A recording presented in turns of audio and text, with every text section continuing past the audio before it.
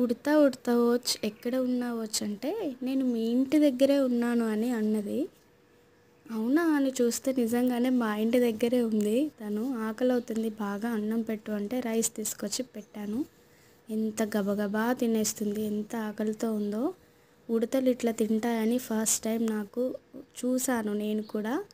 ఎప్పుడు పిచ్చుకలు అవి ఇవి కోళ్ళు తింటాయి కానీ ఉడతలు కూడా తింటాయని నాకు ఇప్పుడే తెలిసింది. ఎందుకంటే చెట్ల మీద అవి అటు ఇటు తిరుగుతూ ఉంటాయి, అసలు మనకు కనిపించవు కూడా. ఇంతలో రోజు వచ్చే పిచ్చుక వచ్చింది తినడానికి, కానీ ఉడత పెట్టేటట్టు లేదు, తను ఒక్కతే తినేస్తుంది. అది చూసి చూసి వెళ్ళిపోయింది పాపం. వెళ్ళిపోవడం కాదు, తనే వెళ్ళగొట్టేసింది.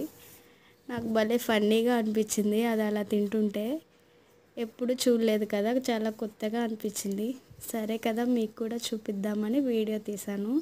అది మెస్ నుంచి డోర్ యువతల నుంచి వీడియో తీశాను. మళ్ళీ డోర్ తీస్తే ఆ సౌండ్కి అది వెళ్ళిపోతుందేమో అనుకున్నా. చూడండి ఎంత భయం భయంగా కంగారుగా తింటుంది కదా.